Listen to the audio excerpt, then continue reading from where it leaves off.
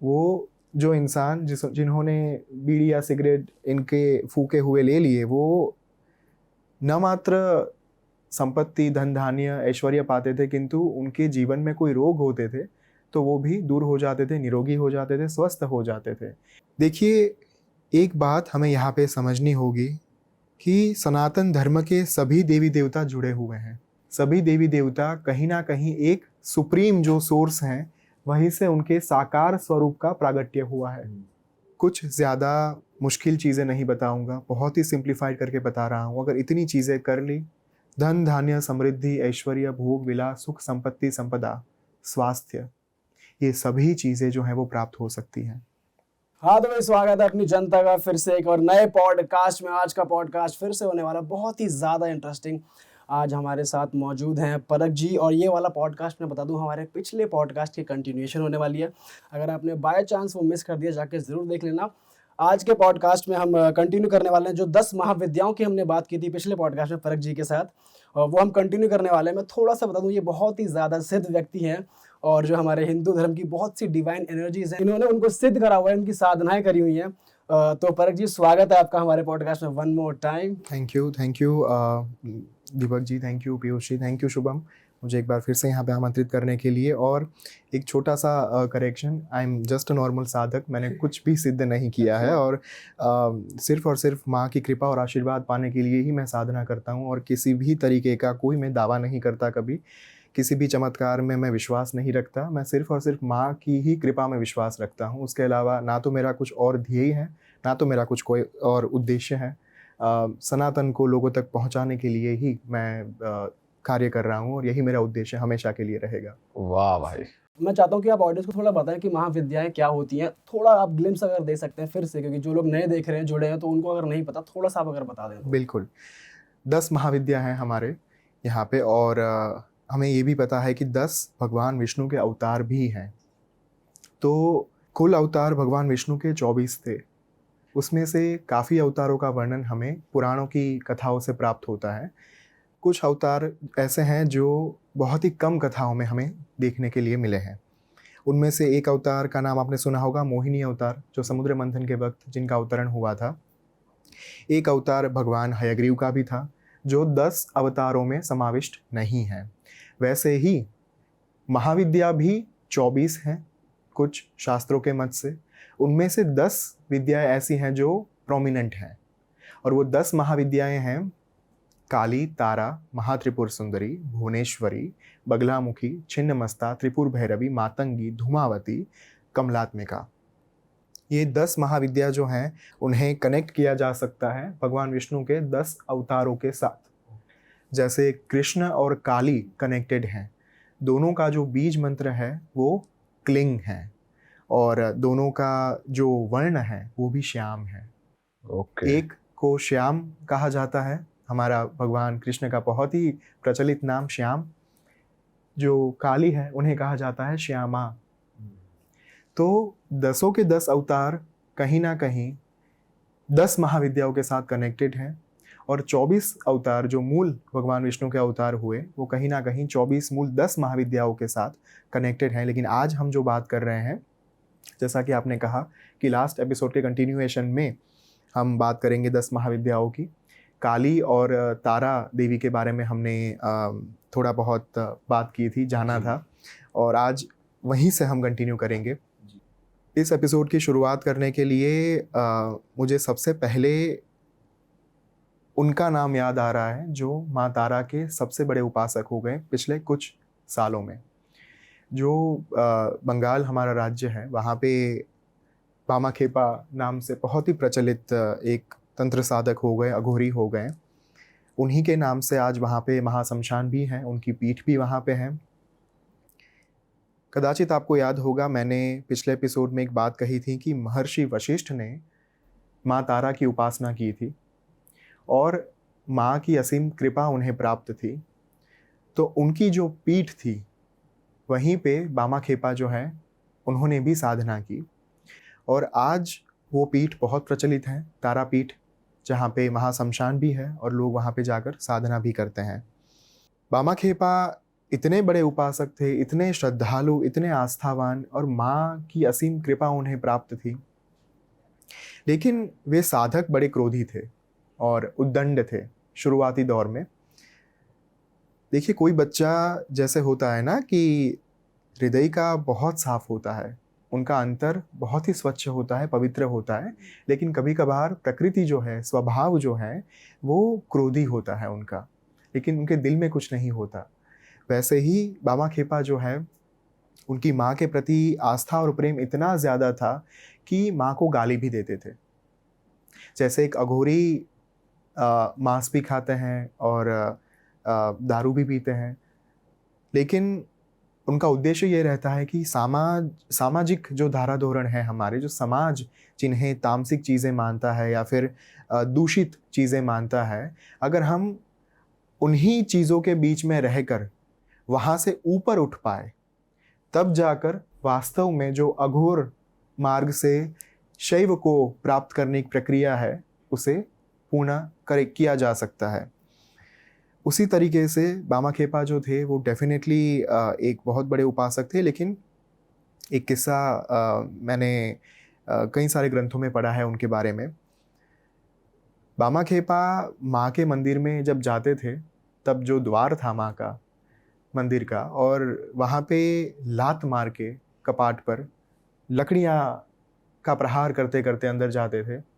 और जैसे ही मंदिर के अंदर जाते थे, द्वार अपने आप बंद हो जाते थे और अंदर से उनके चीखने की, चिल्लाने की आवाज़ आती थी जोरों शोरों से। माँ तारा और उनके बीच में जैसे ये लगता था कि भीषण युद्ध शुरू हो चुका है, महायुद्ध शुरू हो चुका है। तो वो प्रॉपर गुस्सा करते थे उन पे। प्रॉपर गुस्सा करते थे अपनी माँ के ऊपर। और इतना ही नहीं, अपना जूठा भोजन जो है वो माँ को खिलाते थे और माँ बहुत प्रेम से स्वीकारती भी थी। भाई वो मूर्ति रूप में पूजा करते थे या कैसे, मतलब वो अलग अलग स्वरूपों में। देखिए, एक साधक की अवस्था ऐसी होती है जहाँ पे ईश्वरत्व के साथ जुड़ने के बाद उन्हें किसी भौतिक पदार्थों की आवश्यकता रहती नहीं। वो जहाँ कहीं भी बैठ जाए वहीं पे उनके मन में विग्रह धारण कर सकते हैं, यानी कि मूर्ति बना सकते हैं। वो जहाँ कहीं भी बैठ जाए वहीं से ईश्वर के साथ अनुसंधान भी कर सकते हैं। तो उनका निवास स्थान शमशान ही था। शमशान में बैठते थे, वहीं खाते थे, वहीं अपना जो है लोगों से मिलते थे, वहीं साधना करते थे, वहीं सो जाते थे। और किस्सा तो ये था कि शमशान में जिस पत्तल, मतलब की थाली में जो खाते थे, उसी पत्तल में कुत्ते और सियार भी आकर खाना खाते थे। तो बामा खेपा भोजन ले रहे हैं, बाजू में कुत्ता उसी थाली में से भोजन ले रहा है, सियार भी वहीं पे आकर भोजन ले रहा है, लेकिन फिर भी बामा खेपा को कभी भी कुछ असर नहीं होता था। उनकी एक आदत थी, जब भी वे शमशान में बैठते थे, बीड़ी और सिगरेट जो है वो फूंकते रहते थे। उनकी अधजली जो बीड़ी रहती थी, जब वो फेंक देते थे और अगर वो बीड़ी किसी के हाथ में आ जाती थी तो उनके वारे न्यारे हो जाते थे। वो जो इंसान जिन्होंने बीड़ी या सिगरेट इनके फूके हुए ले लिए, वो न मात्र संपत्ति, धन धान्य, ऐश्वर्य पाते थे, किंतु उनके जीवन में कोई रोग होते थे तो वो भी दूर हो जाते थे, निरोगी हो जाते थे, स्वस्थ हो जाते थे। इतने हद तक उनकी ये जो प्रक्रिया थी उसका प्रभाव होता था। जब माँ तारा की साधना करने के लिए मंदिर में जाते थे या फिर उनकी पूजा करने के लिए जाते थे, कई बार ये होता था कि भोजन पहले ही ग्रहण कर लेते थे, उनका भोग पहले ही ग्रहण कर लेते थे, या फिर अपना जो जूठा खाना है वो माँ को खिलाते थे और माँ फिर उन्हें अपने हाथों से खाना खिलाती थी। जैसे रामकृष्ण परमहंस जी का एक बहुत ही प्रचलित हमारे पास प्रसंग आता है, जब वे माँ को खाना खिलाते थे और माँ हंसते हंसते उनके हाथों से खाना जो है वो ग्रहण करती थी, दक्षिणेश्वर काली। वैसे ही वे काली के उपासक थे और ये तारा के उपासक थे। इतना ही नहीं, बामा खेपा जी का प्रभाव इतना था, उन्होंने एक बार इच्छा प्रकट की माँ से कि मुझे भैरवी साधना करनी है। तो हर बार की तरह गाली से शुरुआत हुई कि अरे ओ राक्षसी, अरे ओ चांडालिनी, अरे ओ कुमाता, अरे ओ मेरे खून की प्यासी, भैरवी सिद्ध करा मुझे भैरवी साधना करनी है। और घनघोर वर्षा हो रही थी, बिजली कड़क रही थी वहाँ पे। उसी क्षण 3 मनमोहक युवतियां वहां पे चलती हुई आई, जिनकी उम्र जो है वो 16 से 21 साल के बीच में रही होगी। जब 3 युवतियां आई, तीनों युवतियों के हाथ में मदिरा की बोतलें थी, मदिरा यानी अल्कोहल। एक युवती जो स्वयं भैरवी थी, उनकी गोद में आकर उनकी छाती के साथ चेष्टा करने लगी। दूसरी भैरवी उनके ओष्ठ पर यानी कि होठों पर मदिरा का पान कराने लगी, मदिरा टपकाने लगी। और तीसरी भैरवी उनके सामने अलग अलग प्रकार की भाव भंगिमा दर्शाने लगी। लेकिन जब ये 3 भैरवी मंदिर में प्रवेश कर रही थी, उसी समय पे बामा खेपा जी महासमाधि में उतर गए थे। तो उन्हें कुछ फर्क पड़ ही नहीं रहा था इन चीज़ों का। चाहे भैरवी कुछ भी कर रही हो, उन्हें कोई फर्क, उनके ऊपर कोई प्रभाव नहीं दिख रहा था। समय बीतता गया। समय बीतने के साथ साथ ये प्रक्रिया जो है वो और भी ज़्यादा तीव्र होती गई, लेकिन फिर भी बामा खेपा का ध्यान नहीं भटका था। और ये जो साधना है उसे श्यामा साधना कहा जाता है। तो श्यामा साधना संपन्न हो गई। तीनों की तीनों भैरवी अपना कार्य पूर्ण करके मंदिर से रवाना हो गई। अब जब वे रवाना हो गई, उसके बाद बामा खेपा अपनी महासमाधि में से बाहर आए। उन्हें भैरवी साधना उनकी संपन्न हुई थी, भैरवी सिद्ध हो चुकी थी। ये बात बोलने में जितनी आसान लग रही है या फिर सुनने में जितनी सरल लग रही है, उतनी है नहीं। क्योंकि भैरवी साधना करने का सबसे बड़ा खतरा ही यही रहता है कि अगर एक साधक के ऊपर माँ तारा की कृपा नहीं प्राप्त उन्हें, तो भैरवी उनका तेजो हरण कर सकती है, उनका वीर्य हरण कर सकती है, उनका सत हरण कर सकती है। यानी कि साधक ने अपने पूरे जीवन में जो भी साधनाएं की हैं, वो सभी साधना एक झटके में भैरवी अपने साथ लेकर चली जाएगी। इतनी ज़्यादा तीव्र साधना जो है वो ये रहती है। लेकिन बामा खेपा के ऊपर स्वयं माँ के आशीर्वाद थे। माँ उनके साथ साक्षात प्रकट थी, उपस्थित थी। इसीलिए भैरवी के प्रभाव से वे उन्मुक्त रहे, स्वतंत्र रहे, अक्षोभ्य रहे। अक्षोभ्य यानी जो क्षोभित नहीं होता, व्यथित नहीं होता, जिनका ध्यान इन चीज़ों के अंदर आकर्षित नहीं होता, उन्हें कहा गया है अक्षोभ्य। और अगेन मैं यहाँ पे पहले एपिसोड की ओर जाना चाहूँगा, जहाँ पे मैंने कहा था माँ तारा ने अपने मस्तक पर अक्षोभ्य शिव को धारण किया है।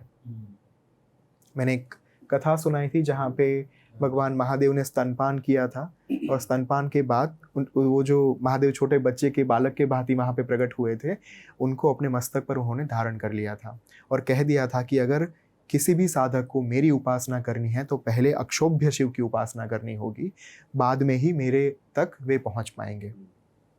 तो वही अक्षोभ्य अवस्था जो है वो बामा खेपा जी ने भी प्राप्त कर ली थी। एक बहुत ही सुंदर किस्सा हमें वहाँ से प्राप्त होता है, और ये मैंने पढ़ा था, तारा तंत्र एक ग्रंथ है, बहुत ही सुंदर ग्रंथ लिखा हुआ है योगेश्वरानंद और सुमित गिरधरवाल जी के द्वारा। उस ग्रंथ में मैंने पढ़ा था कि एक बार क्या हुआ, बामा खेपा जी को भूख लगी। उन्होंने माँ से पूछा कि मुझे माँ भूख लगी है, आप कुछ खाना दे दो। तो माँ ने कहा कि मंदिर में चले जाओ, वहाँ पे मेरा भोग रखा हुआ है, उसे ग्रहण कर लीजिए। तो बामा खेपा मंदिर में गए और किसी को भी पूछे बिना, सबके सामने, पुजारी पंडित जी सबके सामने माँ को जो भोग धराया गया था, अर्पण किया गया था, उस भोग को उन्होंने खा लिया। अब ये भोग माँ ने पहले नहीं खाया था, इस वजह से पंडित जी और पुजारी जी वहाँ पे जो थे वो क्रोधित हो गए। क्रोध में आने के कारण उन्होंने बामा खेपा को वहाँ से धक्के मार कर निकाल दिया। इतना पीटा उनको कि उनकी हालत खराब हो गई, और फिर जाकर शमशान में डाल दिया गया उन्हें, वृक्ष के नीचे, पेड़ के नीचे। फिर मूर्छित अवस्था में आ गए। अच्छा, इस बात को 3-4 दिन बीत गए होंगे। वहाँ की जो रानी थी, रानी के स्वप्न में माँ तारा आई। जब उन्होंने माँ का स्वरूप देखा रानी ने, उनके देह में से रक्त टपक रहा था, खून टपक रहा था, उन्हें चोट पहुंची हुई थी, जगह जगह पे निशान दिख रहे थे माँ के स्वरूप। माँ के स्वरूप को, माँ तारा के स्वरूप, माँ तारा के देह पर, उनके शरीर पर। और रानी तो स्तब्ध रह गई कि ये कैसे संभव है। माँ ने कहा कि मेरे पुत्र का अपमान हुआ है, अगर मेरे पुत्र को आदर सत्कार के साथ नहीं लाया गया तो मैं हमेशा के लिए यहाँ से चली जाऊंगी, ये स्थान मेरा कभी नहीं रहेगा। जब रानी ने ये देखा, तुरंत उनकी नींद उड़ गई और उन्होंने मंदिर में जाकर, जहाँ पे वो सारे पुजारी पंडित जी जो सेवा में थे, उन सबको बाहर किया आदर सत्कार के साथ। जो महाशमशान में बैठे हुए थे बामाखेपा पेड़ के नीचे, 4 दिन से कुछ खाया नहीं था उन्होंने, भूखी अवस्था में, मूर्छित अवस्था में पड़े हुए थे, उनको आदर सत्कार के साथ लाया गया वापस मंदिर में। रानी ने अपने हाथों से उनको भोजन कराया। भोजन कराने के बाद जैसे ही बामाखेपा में फिर से एक बार शक्ति आ गई, क्षमता आ गई, लकड़ी उठाई, लकड़ी उठाकर गए मंदिर में, दरवाजे पर लात मारी और माँ को कहते कहते गए, ओ चांडालिनी, अरे ओ पुत्र भक्षिणी, मेरी गलती क्या थी, मेरा अपराध क्या था, मैंने तो आपसे पूछकर ही भोजन ग्रहण किया था, फिर भी मुझे मार क्यों पड़ी, फिर भी मुझे क्यों पीटा गया। तो जैसे ही ये आवाज़ सुनाई दी सबको, दरवाजे बंद हो गए और अंदर से फिर से एक बार पीटने की, चीखने चिल्लाने की आवाज़ आने लगी। बामाखेपा की चीख इतनी ज़्यादा तीव्र थी, जैसे लग रहा था आज तो गए काम से, आज बामाखेपा नहीं बचेंगे। माँ तारा ने उनको इतना पीटा, इतना पीटा। थोड़ी देर के बाद दरवाजे खुले। बामाखेपा के शरीर पर बहुत सारे निशान थे, चोट लगी हुई थी, लेकिन असर ये हुआ, जो बामाखेपा क्रोधी थे, उद्दंड थे अंदर जाने से पहले, वही बामाखेपा हमें हमेशा हमेशा के लिए शांत हो गए, सौम्य हो गए, हंसमुखे हो गए। बाद में ना तो उन्होंने कभी क्रोध किया, ना तो उन्हें कभी किसी का अपमान सहना पड़ा, ना तो उन्होंने किसी का अपमान किया कभी। माँ तारा ने उन्हें प्रकाशमान कर दिया था, एक ऐसी प्रखर प्रज्ञा दे दी थी जिनके कारण उनका उद्धार हो गया था उसी दिन पर। और बाद में ये कहानी, ये कथा प्राप्त होती है जहाँ पे बामाखेपा जी अगर उनके पास आने वाले लोगों को कह देते थे कि आपका ये काम हो जाएगा, तो मतलब होता ही था। उनको वाक सिद्धि प्राप्त हो चुकी थी और इतनी कठिन बातें जो हैं, कठिन समस्याएं जो हैं, वो उनका निवारण ला देते थे। लोग बहुत दूर दूर से उनके पास आते थे। ये भी नहीं कि चमत्कार की ही बातें करते थे, जिनका काल समीप आ चुका होता था, जिनकी मृत्यु समीप आ चुकी होती थी, उनको वो बड़े ही प्यार से, प्रेम से कह देते थे कि आपका समय आ चुका है, अब आप माँ के पास ही जाने वाले हैं, मैं आपको ठीक नहीं कर पाऊँगा। तो यहाँ पे पीयूष जी एक बात समझने लायक है। आज की तारीख में जो लोग दावे करते हैं ना बहुत बड़े बड़े कि ये चमत्कार कर सकता हूँ, वो चमत्कार कर सकता हूँ, एक वास्तविक साधक और एक फर्जी इंसान के बीच में यही अंतर होता है। वहाँ पे दावे नहीं किए जाते, वहाँ पे सत्य का उच्चारण होता है, निष्ठा के साथ, प्रामाणिकता के साथ। पर इंसान ही कभी कभार सुनना नहीं चाहता ना, जैसे आजकल के ज़माने में हम देखते हैं, वो चाहते हैं कि कोई ऐसा कुछ बोल दे कि भाई कि जादू हो जाएगा, कुछ ऐसा हो जाएगा, मैं बच जाऊंगा, मतलब वो उस ढोंग में फिर फंसते चले जाते हैं। अगर कोई इसी ढोंगी से वो टकरा गए तो ये चीज़ बहुत गलत है आजकल। विष चक्र है ये, एक ऐसा विष चक्र है, ऐसी एक विशियस साइकिल है। अगर इंसान एक बार फंस गया तो हर बार यही एक्सपेक्ट करेगा कि चमत्कार होगा, मुझे कोई ऐसा इंसान मिल जाए कि वो मेरे के ऊपर जादू कर दे, अच्छी तरीके से मेरे जीवन को सुधार दे। लेकिन साधना के अलावा ऐसा संभव है नहीं। जब तक साधना नहीं करेंगे तब तक जीवन में ईश्वरीय कृपा और आशीर्वाद जो है उसका प्रभाव नहीं दिख सकता। मैं एक ही बात बार बार कहता हूँ, अगर भूख मुझे लगी है, अगर क्षुधा मुझे लगी है, तो खाना मुझे ही खाना पड़ेगा ना। सही बात। क्या मैं ये एक्सपेक्ट कर सकता हूँ कि आप मेरी ओर से खाना खा लें और मेरा पेट भर जाए? अगर बीमार मैं पड़ा हूँ, अगर तबीयत मेरी खराब है तो दवाई मुझे ही लेनी पड़ेगी। हाँ, इतना ज़रूर हो सकता है कि नर्स या डॉक्टर आकर आपको आईवी चढ़ा दे और उसके माध्यम से दवाई जो है वो आपके शरीर में जाए, किंतु लेनी तो आपको ही पड़ेगी। डॉक्टर दवाई ले, आप ठीक हो जाइए, ये संभव नहीं हो सकता। तो वैसे ही एक साधक जो समाज में वास्तविक साधक हैं, वो आकर आपको साधना दे सकते हैं कि आप ये साधना करें, आपके जीवन में ज़रूर इसका प्रभाव दिखेगा। चाहे स्वास्थ्य के लिए हो, धन धान्य समृद्धि ऐश्वर्य भोग विलास सुख संपत्ति संपदा के लिए हो, लेकिन साधना का मार्गदर्शन दिया जा सकता है, किसी के बिहाफ पे साधना की नहीं जा सकती। मुझे हर बार इस बात का आश्चर्य होता है कि जब हम किसी के पास जाते हैं, वो कहते हैं कि मैं आपके बिहाफ पे यज्ञ कर दूंगा, मैं आपके बिहाफ पे साधना कर दूंगा, आप सिर्फ वीडियो कॉल ऑन रखिएगा, आपका काम हो जाएगा। मुझे आज तक ये लॉजिक समझ में नहीं आया कभी। लेकिन परख जी, ये तो बहुत चल रहा है हमारे देश में, और ये तो ऐसा हो रहा है कि आपकी बस राम की अर्जी लग जाएगी, मतलब आपके ऊपर काम हो गया। जब तक मंत्र का उच्चारण, मंत्र को धारण नहीं किया जाता। देखिए, एक होती है मानसिक साधना। मानसिक साधना यानी आप यज्ञ देख रहे हैं वर्चुअली, या फिर आप कोई वीडियो देख रहे हैं, वहाँ पे जो मंत्र चल रहे हैं, जिसका उच्चारण हो रहा है, उसे आप मन में धारण करते हैं। यानी कि फॉर एग्जांपल, अगर किसी वीडियो में मृत्युंजय मंत्र का उच्चारण हो रहा है, ओम त्र्यंबकम यजामहे सुगंधिम पुष्टिवर्धनम उर्वारुकमेव बंधनान मृत्युर्मुक्षीयमामृतात्। जैसे अभी आपने पीयूष जी ध्यान देकर ये पूरा मंत्र सुना, इस मंत्र का एक एक शब्द आपने ध्यान से सुना, ये मंत्र आपने धारण किया। ये होती है मानसिक साधना। अगर एक इंसान ये कर सकता है, क्योंकि सभी लोगों को मंत्र नहीं आते ना, तो अगर एक इंसान ये कर सकता है तो मानसिक साधना ज़रूर फलीभूत होती है। लेकिन सिर्फ आप वीडियो कॉल 2 मिनट के लिए ऑन कर दीजिए, आपका हम मंत्र पढ़ देंगे, आपका ध्यान वहीं पे रहे ना रहे कोई फर्क नहीं पड़ता, ऐसे नहीं होता। हमेशा मंत्रों की ऊर्जा को धारण करना होता है, चाहे आप किसी भी माध्यम से करें, मानसिक साधना करें या फिर अपने आप से मंत्रों का उच्चारण करके करें। This is the very unfortunate thing जो आपने कहा कि अभी तो यही चल रहा है, और इसी के कारण सनातन को हानि भी पहुंच रही है। कहीं ना कहीं ये बात आगे जाकर लोगों को खटकना शुरू हो जाएगी। दीपक, क्या हो रहा है ना कि हम इसी चीज़ों के चक्कर में आगे जाकर सनातन के ऊपर से विश्वास खो बैठेंगे। जो साधक ये कर रहे हैं उनको क्या लगेगा, मेरे ऊपर कोई फर्क नहीं पड़ा। आज से 5-10 सालों के बाद उन्हें ये अनुभूति हो जाएगी कि इसमें कुछ नहीं रखा है, अब मैं छोड़ देता हूँ। तो फिर सनातन धर्म से भी उसका थोड़ा विमुख हो विश्वास- जाएंगे, हट जाएंगे, विरुद्ध हो जाएंगे। हाँ। उनको ये लगने लगेगा कि हमने तो इतने विधि विधान करवाए दूसरों के पास, फिर भी जीवन में कुछ नहीं सुधरा, हम अपना ही गड्ढा खोद रहे हैं, टू बी वेरी ऑनेस्ट।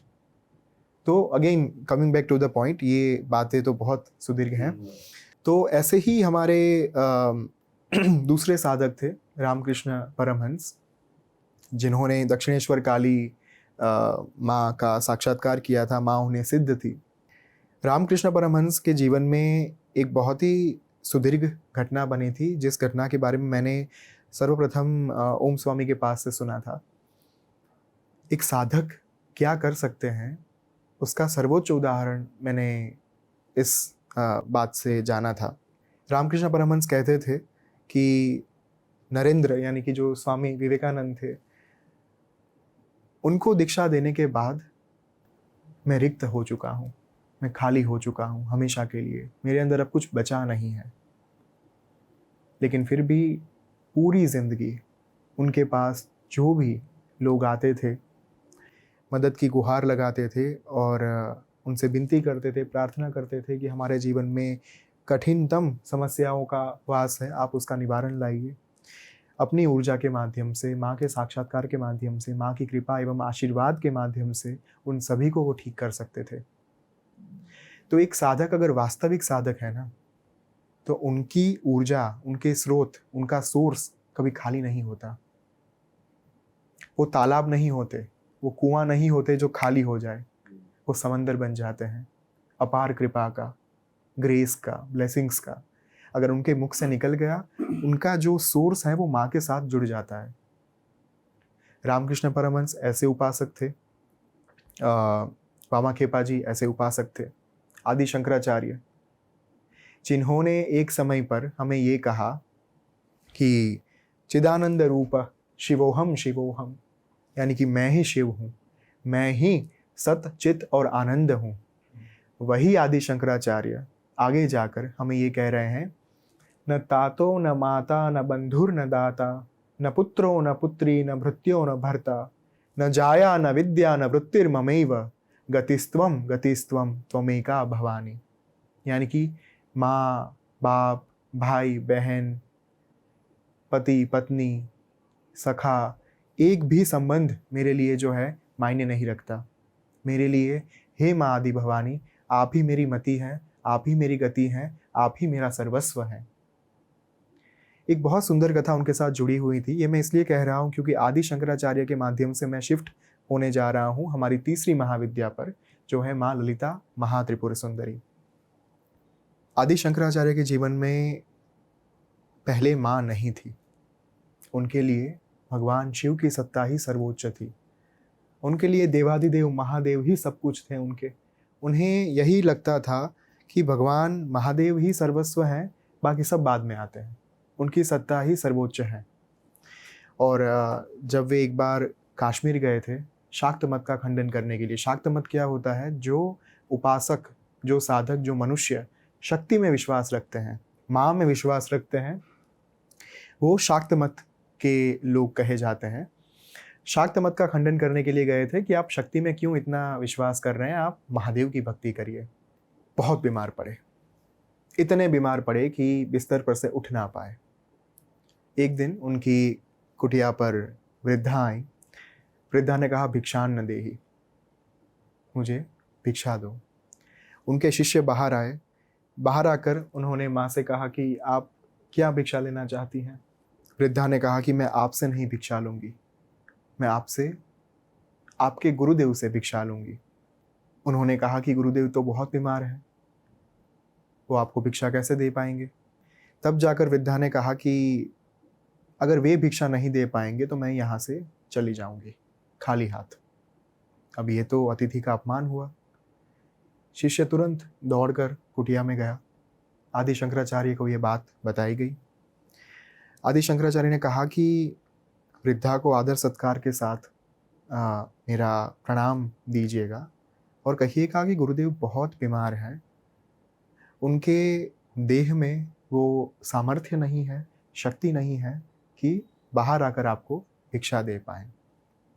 ये संदेशा लेकर शिष्य बाहर आए। शिष्य ने वृद्धा से वही कहा जो गुरुदेव ने कहा था। ये बात सुनकर वृद्धा ने मार्मिक स्मित दिया, मतलब यानी कि मिस्टीरियस स्माइल उन्होंने शिष्य के सामने दी और कहा कि जो व्यक्ति शाक्त मत का खंडन करने के लिए, शक्ति की सत्ता को नकारने के लिए कश्मीर आया है, वही आज ये कह रहे हैं कि उनके शरीर में शक्ति नहीं बची। तो इसका तो अर्थ ही यही हुआ कि आपके गुरुदेव ने शक्ति की सत्ता को स्वीकार कर लिया है। और जैसे ही ये संदेशा लेकर वे अंदर गए कुटिया में, आदि शंकराचार्य कुछ स्पार्क हुआ और बिस्तर पर से गिरते उठते संभलते संभलते भागते पहुँचे वृद्धा के पास। उनके चरणों में साष्टांग दंडवत प्रणाम कर दिया।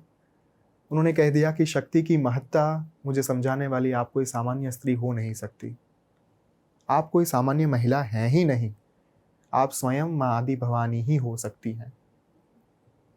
और बाद में जाकर उन्होंने बहुत ही सुंदर हमें देवी अपराध क्षमापन स्तोत्र दिया। न मंत्रम नो यंत्रम तदपि च न जाने स्तुति महो, न चाहवाने ध्याने तदपि च न जाने स्तुति कथा, न जाने मुद्रास्ते तदपि च न जाने विलपनम, परम जाने मातस्वदनुसरणम कलेश हरणम, विधेर ज्ञानेन द्रविण विरहेणा लसतया विधेया शक्यत्वा तव चरण योर्या च्युतिर्भूत, तदे तत क्षंतव्यम जननी सकलोद्धारिणी शिवे, कुपुत्रो जायत क्वचिदपि कुमाता न भवति। यानी कि मुझे मंत्र नहीं आते, मुझे यंत्र नहीं आते, मुझे कुछ नहीं आता, लेकिन माँ, एक पुत्र कुपुत्र हो सकता है, एक माता कुमाता नहीं हो सकती। मुझे मेरे अपराध के लिए क्षमा कर दीजिए। वही आदि शंकराचार्य, जैसे कि मैंने कहा, त्वमेका गतिस्त्वम गतिस्त्वम त्वमेका भवानी, आगे जाकर वही ये कह रहे हैं कि अब आप ही मेरा सर्वस्व हो। वही आदि शंकराचार्य श्री विद्या साधना के मार्ग पर आगे बढ़े, जो थी ललिता महात्रिपुर सुंदरी, जिनके बारे में हमने पहले एपिसोड में कथा कही थी, उनके प्रागट्य की कथा, जो थी भंडासुर की कथा। भंडासुर की भस्म से जो कामदेव की भस्म से जो भंडासुर पैदा हुआ, उनका वध करने के लिए माँ का साकार स्वरूप में प्रागट्य हुआ। देवताओं ने अपने अंगों को काट कर महायज्ञ में आहुति दी। उसी आहुतियों के कारण माँ का प्रागट्य हुआ और वहीं से हमें प्राप्त हुई माँ ललिता महात्रिपुर सुंदरी। वहाँ से हम ये जो बात है उसे आगे बढ़ा रहे हैं। माँ का प्रागट्य हो गया, लेकिन माँ के रहने के लिए कोई स्थान नहीं था, तो भगवान विश्वकर्मा को बुलाया गया, जो देवों के आर्किटेक्ट थे। उन्हें बुलाने के बाद एक ऐसे भवन का निर्माण करने की बात करी गई जहाँ पे राज राजेश्वरी ब्रह्मांड साम्राज्ञी सर्वोच्च तंत्र विद्या माँ ललिता महात्रिपुर सुंदरी जो है उनका वास हो पाए। और निर्माण जो है वो शुरू हुआ मणिद्वीप का, और इतना सुंदर भवन जो है वो बनता गया। वहाँ पे जैसे हम श्री यंत्र, अगर आपने देखा होगा, एक मेरु श्री यंत्र जो है वो आता है, उसी का निर्माण शुरू हो गया था। उसके 9 आवरण होते हैं। पहला आवरण त्रैलोक्य मोहन चक्र, सर्व आशा परिपूरक चक्र, ऐसे अलग अलग आवरण जो हैं, सर्व रक्षाकर चक्र, सर्व सिद्धिप्रद चक्र, और आखिर जो अंतिम आवरण है वो है सर्वानंदमय चक्र, जहाँ पे माँ स्वयं निवास करती हैं। तो अलग अलग आवरणों पर अलग अलग देवी देवताओं को स्थान दिया गया, और इसी कारण से जब हम घर में श्री यंत्र स्थापित करते हैं उसे बहुत ही ज़्यादा पवित्र माना गया, उसे बहुत ही शक्तिशाली प्रयोग माना गया। हालांकि ये बात अलग है कि आज की तारीख में श्री यंत्र मात्र माँ लक्ष्मी की कृपा प्राप्त करने के लिए ही जुड़ गया है। वही कॉन्सेप्ट के साथ हम श्री यंत्र को घर में स्थापित करते हैं, लेकिन श्री यंत्र ही वो माध्यम है जिसके कारण आप ललिता महात्रिपुर सुंदरी जो माँ हैं उनके साथ कनेक्ट कर सकते हैं। उसी श्री यंत्र के माध्यम से श्री विद्या साधना भी की जा सकती है। सिंपल आज मैं आपको उपाय बता रहा हूँ। अगर आपने घर पे श्री यंत्र लाकर रखा हुआ है तो उसकी पूजा आप कैसे कर सकते हैं। कुछ ज़्यादा मुश्किल चीज़ें नहीं बताऊंगा, बहुत ही सिंप्लीफाइड करके बता रहा हूँ। अगर इतनी चीज़ें कर ली तो श्री यंत्र को जागृत करके माँ ललिता महात्रिपुर सुंदरी की अपार कृपा एवं आशीर्वाद प्राप्त हो सकता है। धन धान्य समृद्धि ऐश्वर्य भोग विलास सुख संपत्ति संपदा स्वास्थ्य, ये सभी चीज़ें जो हैं वो प्राप्त हो सकती हैं। करना क्या है, ललिता सहस्त्र नाम है, एक बहुत ही सुंदर स्तोत्र है हमारे पास जिसमें 182 श्लोक दिए गए हैं। उस ललिता सहस्त्र नाम जब वहाँ से प्राप्त हुआ था, ये बात भी मैंने कही थी कि सबसे पहले ब्रह्मांड पुराण में हमें प्राप्त होता है। माँ ने भगवान हयग्रीव को, यानी कि भगवान विष्णु के अवतार को ललिता सहस्त्र नाम दिया। भगवान हयग्रीव ने महर्षि अगस्त्य को ये स्तोत्र दिया और फिर हमें ब्रह्मांड पुराण से वो प्राप्त हुआ। श्री यंत्र को घर पे लाने के बाद ललिता सहस्त्र नाम के एक एक श्लोक के साथ श्री यंत्र का पूजन करें। एक गुलाब या फिर एक पुष्प हाथ में लीजिए, एक श्लोक का उच्चारण कीजिए। ओम श्री माता श्री महाराग्नि श्रीमत् सिंहासनेश्वरी चिदग्नि कुंड संभूता देव कार्य समुद्यता, अर्पण कर दीजिए पुष्प श्री यंत्र के ऊपर।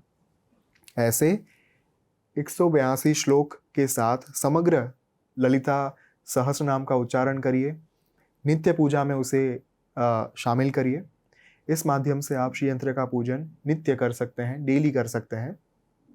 दूसरा, श्री सुक्तम के माध्यम से भी श्री यंत्र का पूजन किया जा सकता है। क्या है श्री सुक्तम? श्री सुक्तम जो मूल है उसमें 16 श्लोक हैं।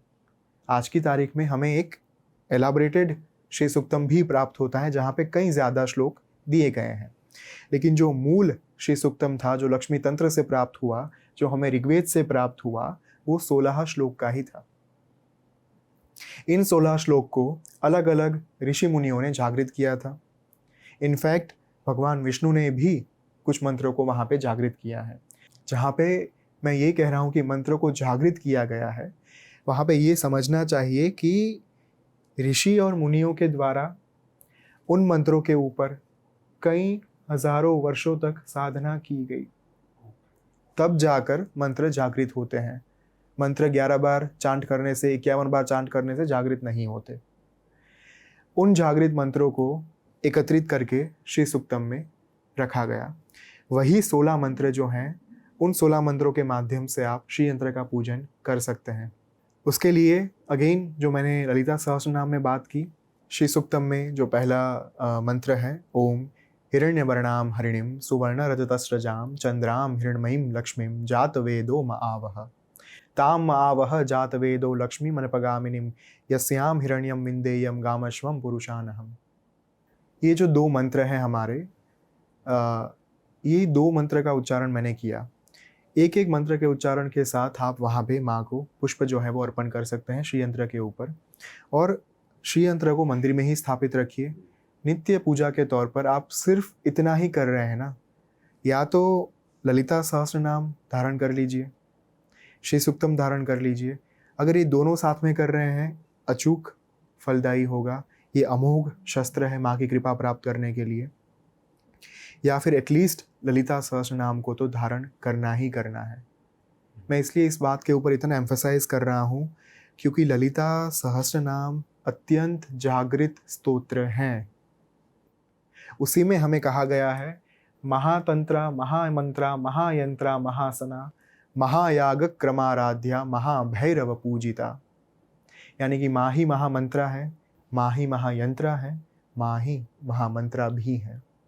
तो अगर जीवन में कोई मंत्र, कोई उच्चारण, कोई स्तोत्र, कोई पाठ, कोई कवच, कोई अथर्व शीर्षम आपको नहीं करना आता, कोई बात नहीं, मात्र ललिता सहस्र नाम को धारण कर लीजिए। उसका एक कारण ये भी है, ब्रह्मांड पुराण जो है वो हमारे टोटल 18 पुराणों में से वन ऑफ द ओल्डेस्ट पुराण है, और महर्षि वेदव्यास प्रणीत है, यानी कि उनकी जो प्रेरणा है वो महर्षि वेदव्यास ने दी थी।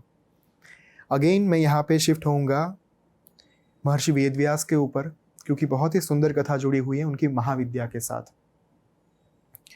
उनके पिताजी का नाम था ऋषि पराशर। ऋषि पराशर एक बार नदी के माध्यम से जा रहे थे बोट में बैठकर, और उन्होंने देखा कि एक मत्स्य कन्या जो है ये बोट चला रही है। उनके अंदर माँ तारा का आवेश आया। माँ तारा जो मैंने बात कही, दूसरी महाविद्या, और उनके बारे में ये भविष्यवाणी हो चुकी थी कि उनका जो पुत्र होगा वो इतना महान होगा कि सनातन धर्म को एक अलग स्तर पर लेकर जाएगा। जैसे ही उनके अंदर माँ तारा का आवेश आया, उन्होंने उस कन्या से कहा कि समागम के माध्यम से मैं आपके गर्भ में एक बीज को बोना चाहता हूँ। जो पुत्र आपका होगा वो इतना मेधावी होगा, इतना प्रज्ञावान होगा, इतना शक्तिशाली होगा कि उसे समस्त दुनिया, समस्त ब्रह्मांड कई सदियों तक याद रखेगा। मत्स्य कन्या ने कहा कि देखिए, आप रहे महर्षि, इतने महाज्ञानी, इतना आपने तप किया है, और मैं केवट कन्या, मेरे तो शरीर से भी मत्स्य की बदबू आ रही, दुर्गंध आ रही है। क्या आप मुझे दगा दे रहे हैं? क्या आप मुझे किसी झांसे में फंसाने की कोशिश कर रहे हैं? क्या आप वास्तव में संत हैं? तो ऋषि पराशर ने कहा कि देखिए, मैं भी माँ तारा का उपासक हूँ, आप में भी माँ तारा का ही आवेश है, ये सब कुछ लिखा जा चुका है।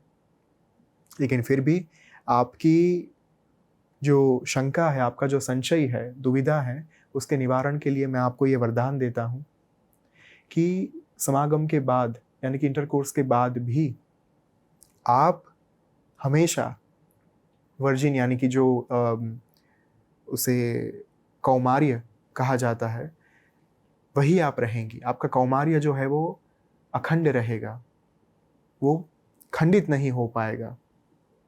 और आप जो कह रही हैं कि मत्स्य की दुर्गंध आ रही है, मैं दूसरा वरदान आपको ये दे रहा हूँ, आपके देह में से मत्स्य की दुर्गंध नहीं आएगी। आपके देह में से हमेशा सुगंध ही आती रहेगी। और तीसरा, ये जो हम एक बोट में बैठकर जा रहे हैं, होड़ी में बैठकर जा रहे हैं, वहाँ पे मैं अपने आसपास एक बादल का आवरण क्रिएट कर दूंगा ताकि कोई देख ना पाए। और उसके बाद उनके समागम के पश्चात वो जो मत्स्य कन्या थी, उनके गर्भ में से भगवान जो वेदव्यास थे, महर्षि वेदव्यास, उनका जन्म हुआ। अच्छा। और उन्होंने पहले तो 3 हमारे जो मूल वेद थे उनका संकलन किया। मूल वेद कौन से थे? ऋग्वेद, सामवेद, यजुर्वेद। अब उनके पिता ने ये आदेश दिया कि पुत्र, अब समय आ चुका है कि तंत्र को भी मान्यता प्राप्त हो।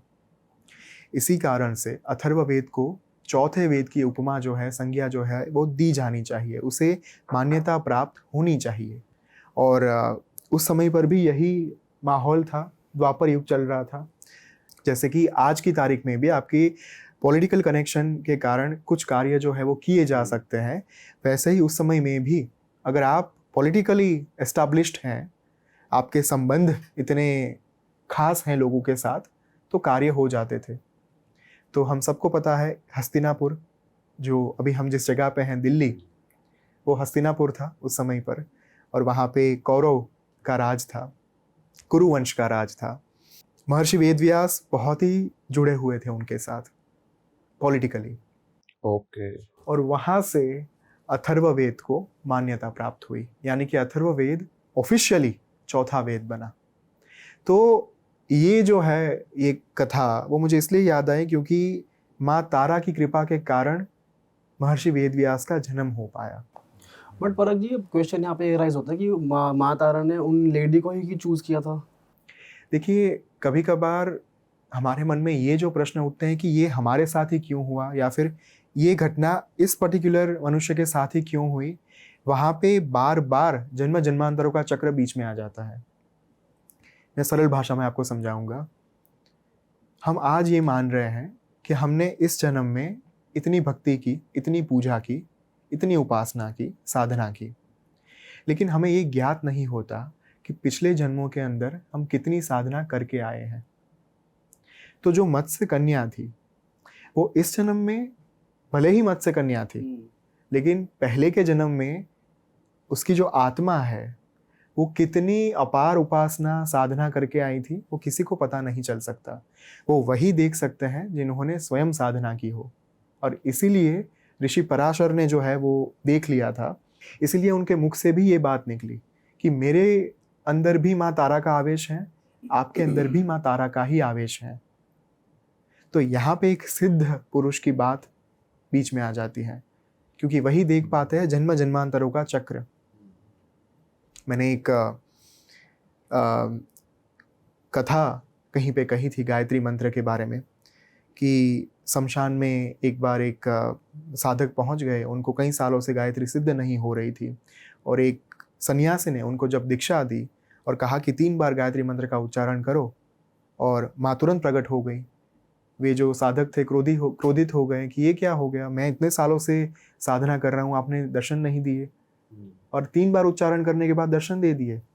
माँ ने कहा कि तुम जो साधना कर रहे थे उसके कारण मैं तुम्हारे पिछले जन्मों के कर्म को काट रही थी, लेकिन जैसे ही तुम्हें संन्यास दीक्षा प्राप्त हुई, तुम्हारे कर्म एक साथ कट गए सारे, और मुझे प्रकट होना ही पड़ा। This is the essence. जहाँ पे कर्मों के चक्र की बात आती है, वहाँ पे हम ये नहीं समझ पाएंगे कभी भी जीवन में कि ये हमारे साथ ही क्यों हुआ। हम कभी भी ये नहीं कह सकते कि ये तो कभी साधना करके नहीं आए। मैं यहाँ पे ध्रुव का उदाहरण दूंगा। 5 साल का बच्चा था, जो पुराणों में कथा प्राप्त होती है। 5 साल का ध्रुव था, सिर्फ 5 साल का। भगवान विष्णु उनके सामने प्रकट हो गए थे, साक्षात्कार हो चुका था उन्हें। ये बात जब भारत के ऋषि मुनि को पता चली, बड़े नाराज हो गए कि ये कैसा अन्याय है। यहाँ पे पूरे जीवन हम आपकी उपासना कर रहे हैं, आपकी कृपा प्राप्त नहीं हो रही हमें, 5 वर्ष की आयु जो है बच्चे की, उसके सामने प्रकट हो गए आप। ये तो पक्षपात है, पार्शालिटी है ये। और ये बात पहुंची महर्षि नारद तक, देव ऋषि नारद तक। देवऋषि नारद ने ये बात वैकुंठ में पहुंचाई भगवान विष्णु तक। भगवान विष्णु ने कहा एक काम करो, जितने भी ऋषि मुनियों को ये डाउट है, ये संशय है कि हमें क्यों दर्शन प्राप्त नहीं हुए, उन सबको एकत्रित करो, इकट्ठा करो, एक बोट में बैठाओ और ले जाओ। लेकिन जो चालक होगा उस क्या कहते हैं बोट को हिंदी में, नाव, जो नाव का चालक होगा वो आपको जहां पे ले जाए वहां पे आप जाइएगा, वही आपको बताएगा कि दर्शन कैसे प्राप्त हो सकते हैं। और देवऋषि नारद ने सभी मुनियों को एकत्रित किया, ले जाया गया उनको नाव के अंदर बिठाकर।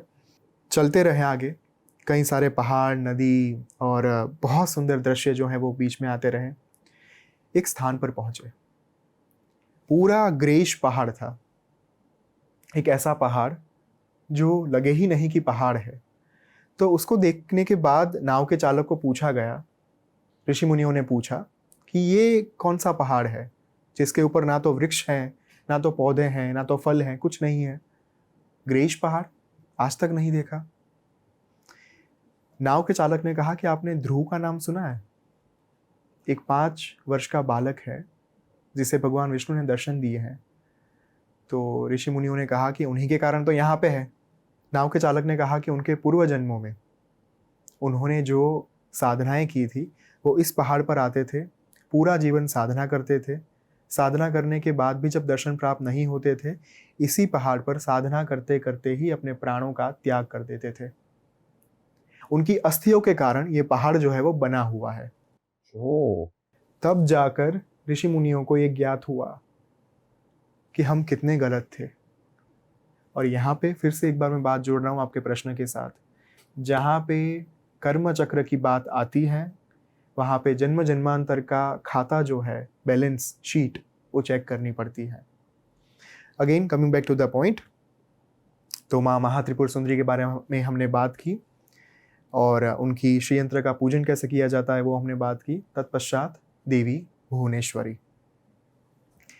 देवी भुवनेश्वरी के बारे में मैं ये कहूँगा कि जैसे ही माँ ललिता महात्रिपुर सुंदरी, माँ काली, माँ तारा का प्रागट्य हुआ, तुरंत ही उनको ये आवश्यकता लगी कि अब भुवनों का निर्माण करना है। भुवन यानी ब्रह्मांडों का निर्माण करना है, लेकिन ब्रह्मांड को चलाने के लिए भी कोई शक्ति चाहिए। तब जाकर माँ ललिता महात्रिपुर सुंदरी ने भुवनेश्वरी का स्वरूप धारण कर लिया, यानी कि चौथी महाविद्या अस्तित्व में आई। भुवन की ईश्वरी जो है, ब्रह्मांड की ईश्वरी जो है, जो ब्रह्मांड का संचालन करती है, वो है देवी भुवनेश्वरी। और कट टू अगेन, भुवनेश्वरी देवी की ज़्यादातर निराकार यानी कि फॉर्मलेस स्वरूप में ही उनकी पूजा जो है वो की जाती है। यहाँ पे मैं आपको एक अपने घर का ही किस्सा सुनाऊंगा। मैं जहाँ पे रहता हूँ, राजकोट शहर, वहाँ से 45 मिनट्स की दूरी पर गोंडल गांव है। वहाँ पे माँ भुवनेश्वरी का बहुत ही प्रसिद्ध, बहुत ही शक्तिशाली और प्रचंड मंदिर है, सिद्ध मंदिर है। क्यों सिद्ध है? क्योंकि कई साल पहले जब इसकी स्थापना हुई, करीबन 150 साल पहले, माँ की प्राण प्रतिष्ठा की गई, माँ को जागृत किया गया, इन्वोक किया गया। तत्पश्चात उसी क्षण से लेकर आज तक सुबह और शाम जब उस मंदिर में आरती होती है, माँ की विग्रह यानी कि माँ की मूर्ति के ऊपर जो एक छत्तर लगाया गया है, वो छत्तर आरती शुरू होते ही अपने आप हिलने लगता है। जैसे जैसे आरती आगे बढ़ती जाती है, वैसे वैसे छत्तर की जो गति है, स्पीड जो है, वो बढ़ती जाती है। जैसे ही आरती खत्म होने के लिए आती है, छत्तर बहुत ही तीव्रता के साथ, इंटेंसिटी के साथ हिलने लगता है। अब ये जब बातें होना शुरू हुआ, डेफिनेटली हमारा देश जो है, हमारे देश की जो जनता है, वो ऐसे ही बातों को स्वीकार नहीं करती।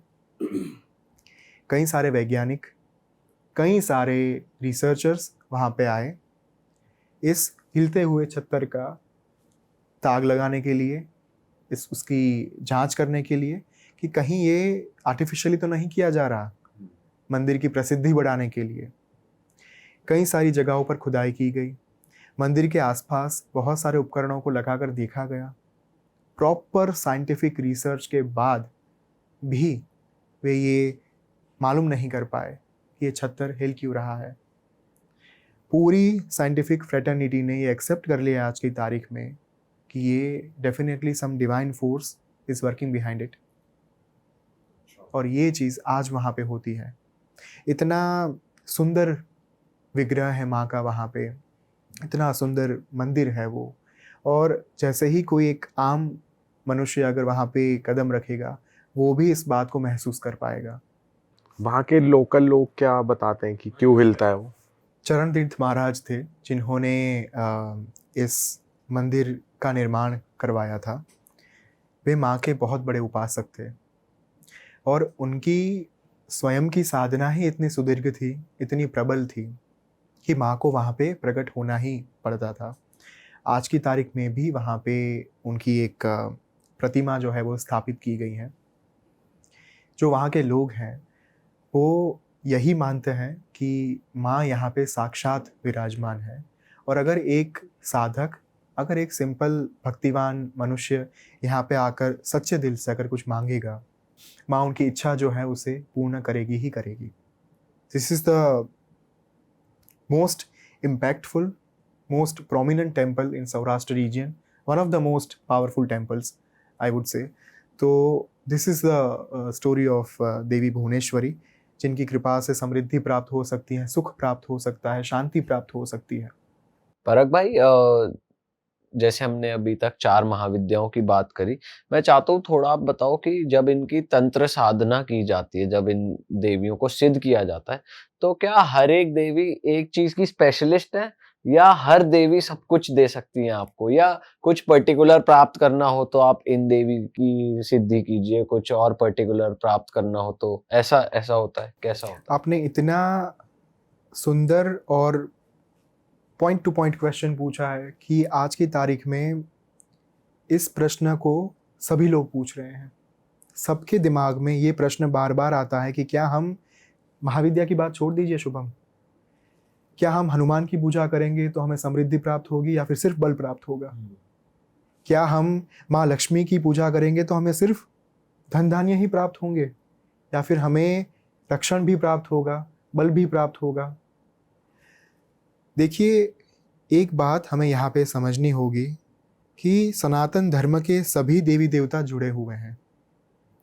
सभी देवी देवता कहीं ना कहीं एक सुप्रीम जो सोर्स हैं वहीं से उनके साकार स्वरूप का प्रागट्य हुआ है। तो अगर हम यहाँ पे वेद की बात करें शुभम, वेद कहता है परब्रह्म, द अल्टीमेट वन, जिनके माध्यम से फिर हमें अद्वैतवाद और द्वैतवाद प्राप्त हुए। अद्वैतवाद यानी नॉन ड्युअलिटी, द्वैतवाद यानी ड्युअलिटी, जहाँ पे हम अलग अलग स्वरूपों को मानते हैं। अद्वैतवाद ये है कि नहीं, एक सुप्रीम कॉन्शियसनेस है, उन्हीं के साथ हम जुड़े हुए हैं, वही सोर्स है, अल्टीमेट सोर्स, और उसी सोर्स में से अलग अलग देवी देवताओं का प्रागट्य हुआ, उनकी पूजा अर्चना उपासना हम करते हैं। तो यहाँ पे समझने लायक बात यह है, आदि शंकराचार्य जो कह के गए, चिदानंद रूप शिवोहम शिवोहम और गतिस्त्वम गतिस्त्वम त्वमेका भवानी, उन्होंने आगे जाकर ये एक्सेप्ट कर लिया था कि दोनों एक ही हैं। यहाँ पे एक ऋषि की कथा भी मुझे याद आ रही है। वे गए कैलाश पर दर्शन करने के लिए महादेव के। उनके लिए महादेव ही सर्वोच्च सत्ता थे। उन्हें ये लगता था कि महादेव ही मुझे सब कुछ दे सकते हैं, उनके आशीर्वाद से ही सब कुछ प्राप्त हो सकता है। तो माँ पार्वती तो अंतर्ज्ञानी थी, उन्हें सब कुछ पता चल जाता था।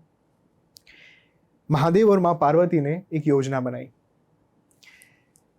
पाषाण शिला पर दोनों साथ में बैठ गए। जब ऋषि वहां पे पहुंचे, उन्होंने महादेव के चरण स्पर्श किए।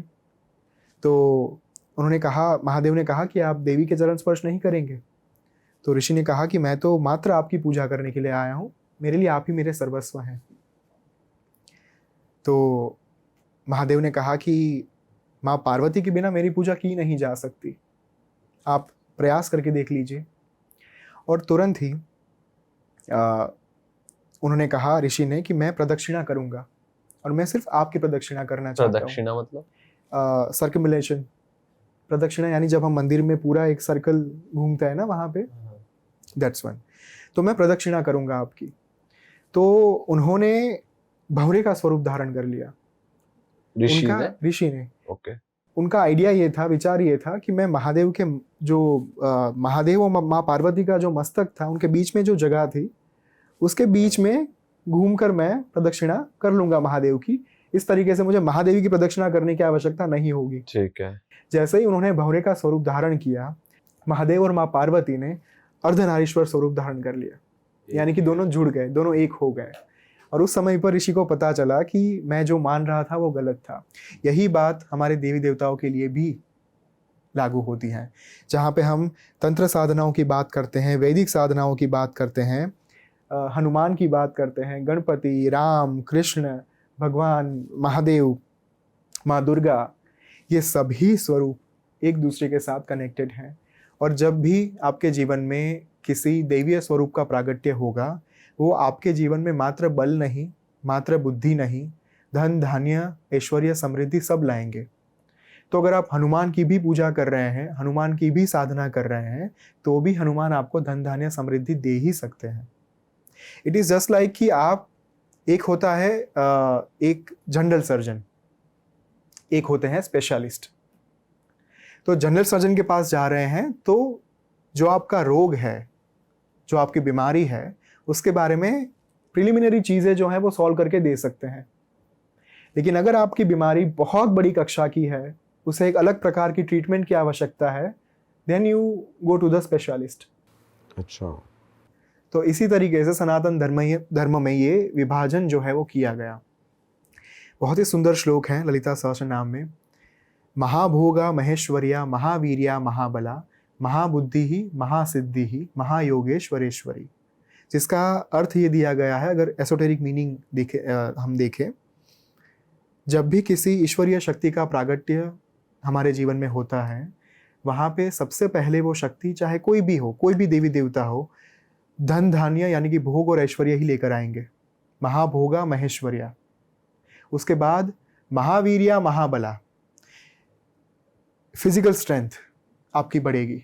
उसके बाद सामाजिक जो आपका स्थान है समाज में, सोशल स्टेटस, वो आपका बढ़ेगा। उसके बाद महाबुद्धि, सुप्रीम इंटेलेक्चुअलिटी आपको प्राप्त होगी। उसके बाद महासिद्धि, यानी कि अलग अलग प्रकार के, जिसे आज हम शक्तियाँ कहते हैं, सुपरनेचुरल पावर्स कहते हैं, किसी का मन पढ़ पाना, किसी को अगर आपने तथास्तु कह दिया, कुछ बोल दिया कि आपके साथ ये होगा, तो मतलब वो होके रहेगा, उनके आशीर्वाद भी फलीभूत हो जाना शुरू हो जाएंगे। तो दिस इज द एसेंस। तो अगर हम किसी भी देवी देवताओं की पूजा कर रहे हैं, अल्टीमेटली सब कुछ प्राप्त हो सकता है अगर इंटेंशन राइट डायरेक्शन में है। तो अगर टेंडेंसीज हमारी, वृत्तियां हमारी राइट डायरेक्शन में है, तो हनुमान से भी आप धन धान्य समृद्धि प्राप्त कर ही सकते हैं, और माँ लक्ष्मी से भी आप बल प्राप्त कर सकते हैं। और भाई ये तो हो गई देवी या किसी एक डीटी की साधना कर रहे हैं आप, और इसमें और एनलाइटनमेंट में क्या डिफरेंस है? मतलब कि एक होता है ना सेल्फ अवेयरनेस हो गई, या जैसे कहा जाता है बुद्ध के बारे में कि उन्होंने सांस पे नियंत्रण, जो वो होता है, वो क्रियाएं होती हैं कि आप सेल्फ अवेयर हो जाते हो, आप एनलाइटन हो जाते हो, आपको पता चल जाता है कि there is no duality. But यहाँ साधना में आप किसी की साधना कर रहे हो तो आपको पता है कि वो डीटी है और मैं साधक हूँ, तो डुअलिटी का कल्चर रहता है। तो एनलाइटनमेंट और साधना में फर्क है? बिल्कुल इतना ही फर्क है जितना एक डिप्लोमा और पीएचडी में है। डिप्लोमा कर रहे हैं तभी चीज़ें कम पता होती हैं, एक मर्यादित ज्ञान होता है।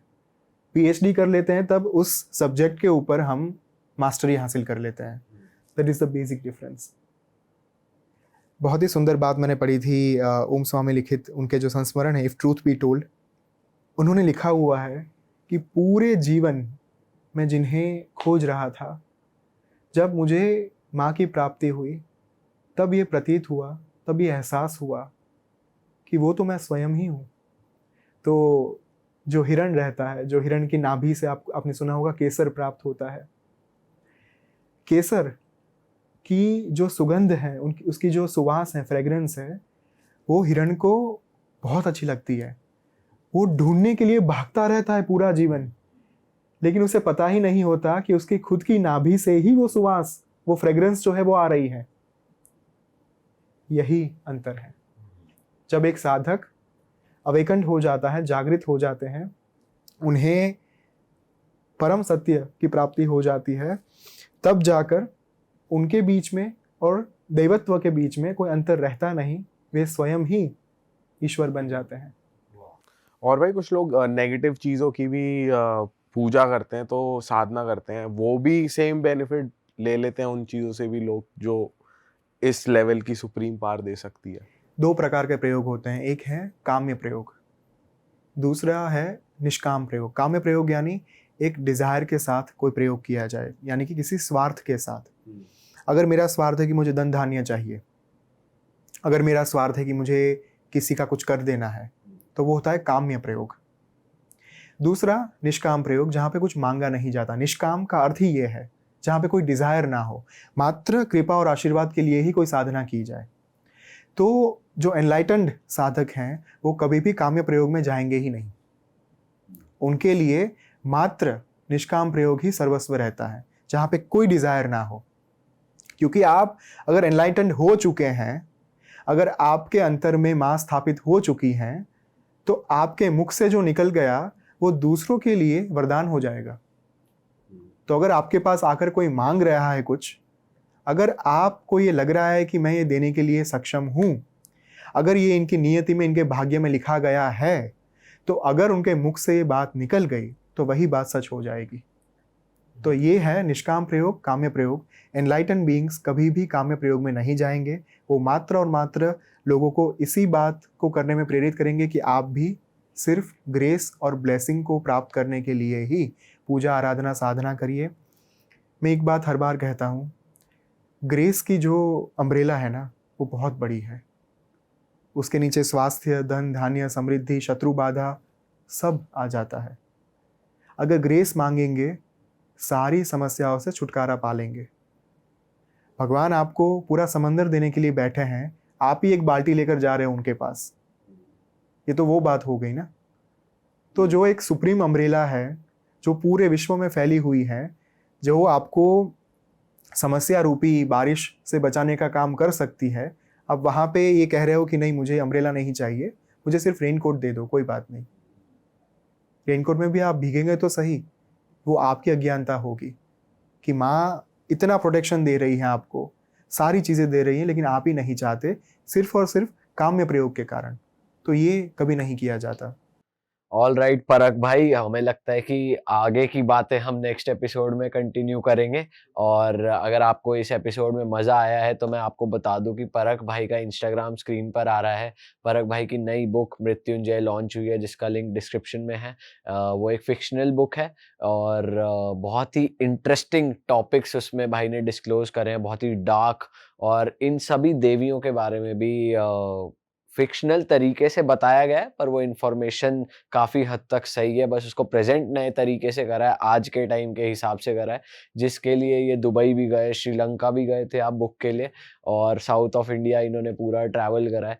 तो आप ज़रूर वो बुक परचेज़ कर सकते हैं, भाई को इंस्टाग्राम पे फॉलो कर सकते हैं, ताकि आप जुड़े रहें इनकी लाइफ से। और अगर आपको ये पॉडकास्ट पसंद आया तो इसको शेयर ज़रूर करें, और अगला एपिसोड ज़रूर देखें जिसमें हम बाकी बची हुई महाविद्याओं के बारे में बात करेंगे। अगर आपने पिछला वाला पॉडकास्ट मिस कर दिया तो वो ज़रूर जाके देख लेना। मैं चाहता हूँ आप सभी लोग जो 10 महाविद्याएं इनके बारे में बात करें, वो सभी के बारे में आप सुने और जाने।